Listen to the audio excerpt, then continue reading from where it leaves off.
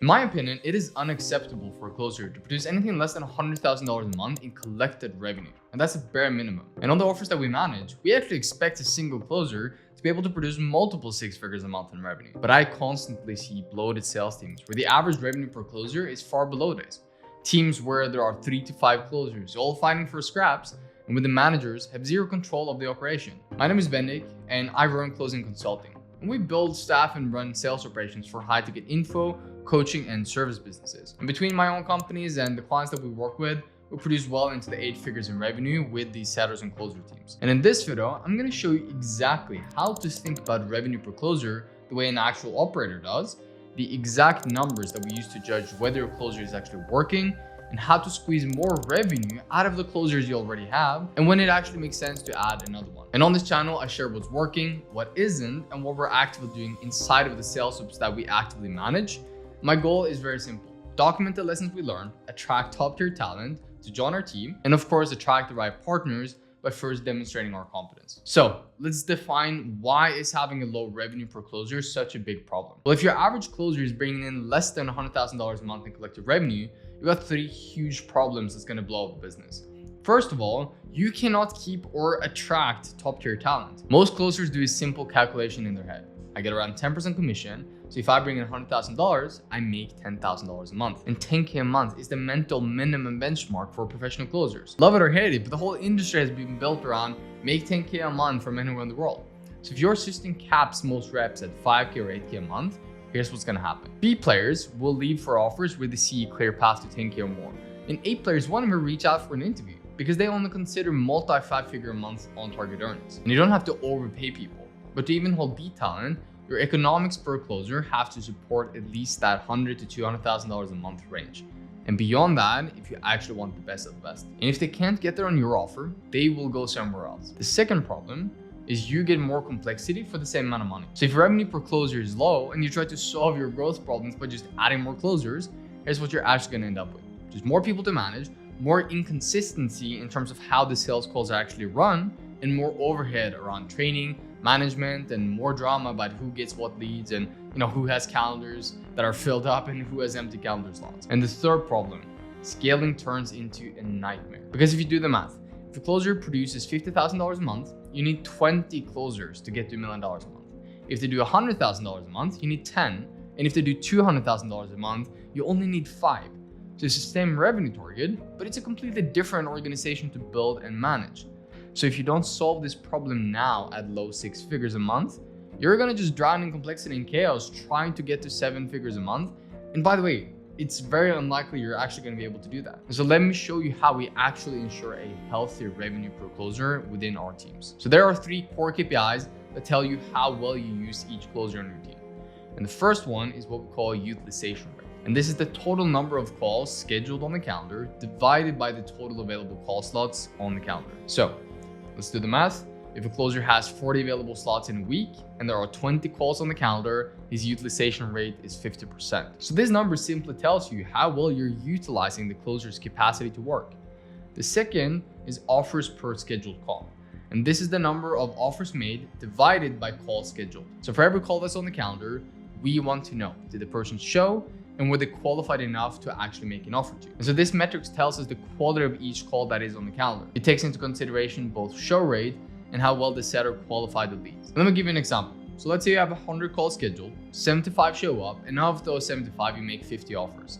Your offers per scheduled call rate is 50%. And what that really means is that half of what's on the calendar is just garbage appointments. And whether they don't show or are unqualified doesn't really matter. Now, if you took this from 50% to 75%, each closer could effectively produce 50% more revenue, spending the exact same amount of time on calls. And number 3 is cash collected per scheduled call. So this is simply total cash collected divided by total call scheduled. And this tells you how much a scheduled call is worth to your business. How much can you afford to pay for a call? And combined with calendar utilization, how many closers you actually need to hit your revenue goals. And these 3 numbers together tell you whether you have a volume problem, like no calls, low utilization, or systems and setting problems, low offers per scheduled call, or a closing problem, low cash per call, despite good utilization and offer rate. All right, so once you know which one of these numbers is broken, here's how you actually fix them. So let's start with the utilization rate. And your target utilization rate should be ideally somewhere around 70%. And the reason for that is that if you do the math, with 45-minute calls and a 9-hour workday, that means each closer has 12 available call slots per day. 70% of that is roughly 8 calls per day, meaning they spend about 6 to 6.5 hours blocked off for calls that particular day. And that gives the closer more than enough time to follow up with leads that they've talked to in the past, call through their pipeline, send out new proposals, send case studies to people who are sitting on the fence, just all this kind of stuff that actually moves deals forwards. And it keeps them hungry. So some days they have fewer calls and they know they'll need to make the most out of the calls they have and squeeze the pipeline for deals. There's not an endless supply of meetings. And so what do you do if your utilization is just way off? First of all, if utilization is way above 70%, like 85, 90%, and your other two numbers are looking really good, that's the number telling you that you have too many calls for the closer to handle, and so you need to add more closer capacity. But if the utilization is too low, let's say you have 3 closers all sitting at 40% or 50%, you got 2 options. Option 1, ramp up ad spend if you're profitable enough to then just fill everyone's calendar. And that's obviously the best thing you can do. But let's be honest here. If your ads were actually profitable enough, you would already be doing that. So option number 2 is you figure out who is the lowest performing closer and then make them all compete for it. And then you let go the one who's performing the worst. And what that does is automatically pull up the utilization rate of the 2 remaining closers, and they're gonna make more money. And because you got rid of the worst performer, you're also automatically making more money as a business, and you have a higher ROAS because you're squeezing more money out of what you're already paying for through the market. And trust me, if you have good sales talent, they're gonna love this kind of competition. The one who's gonna hate it is the one who performs the worst. And now let's talk about offers per scheduled call. Again, this number is made up of 2 things. What is the show rate and how many of the people who show up are actually qualified enough for us to pitch? And obviously we would like the show rate to be as high as possible. So if you can get to 100%, that would be amazing. But realistically, it's probably going to be anywhere from 60 to 75%, just depending on the offer. Where do you get your traffic from? How much does marketing actually warm them up to the offer? What audience are you selling to, etc., etc. And if it's less than that, you really need to work on the setter team to dial in the show rates. And here's how you can increase the offers made per scheduled call. So first of all, you need setters who actually confirm appointments. So you need to call and qualify every single appointment that comes in on the calendar. And if you can preemptively cancel someone who's going to no-show and replace them with someone who might actually show, that's going to increase the show rate of scheduled calls substantially. And what that does as well, it helps push down the utilization rate of the closer. Because if the closer has a utilization rate of 70%, but it's just full of garbage, meaning the offers per scheduled call rate is really low, you're just wasting the closer's time. So you want as high of an offer per scheduled call rate as possible, so that you can push the utilization rate down and then marketing can put even more calls on the calendar. And this means that the total number of offers that each closer makes every single week, every single month is substantially higher. And at the end of the day, that's gonna lead to more revenue per closer. And second, you're gonna make sure that these setters actually qualify the leads. Because a lot of people have setters who are honestly just scratching the surface of what they're supposed to do. So if your setters literally just text, hey, make sure to show up to the call, or they talk to them for like 2-3 minutes, confirm the Google Meet link, that's it, they're not doing what they're supposed to do. Now, the way we operate our setter teams is that we actually spend a decent chunk of time with people on the phone to really make sure that this is someone who's the right fit, they're gonna show up with the right mindset, and they have the right information and perspective to actually be productive when they sit down with one of the closers. One of the things we do as well is we send them case studies and content that is relevant to that prospect before the meeting as well. And that way we know that when they come on the calendar, they're in the mind space where 1, they're gonna show up, and 2, they're ready to get an offer and actually get pitched. And you need to remember that whether or not someone is ready to buy isn't binary. It's not one or the other, it's a spectrum. And the lead quality from the marketing is all about having the right people and how far up the spectrum towards making a decision they actually are. So then the setters need to push them further ahead because it shortens the gap the closer needs to handle on the call, increasing the likelihood of closing them, also called the close rate. So as you see, offers per scheduled call is all about how you run your setter team. And of course, the quality of the marketing really comes into play here.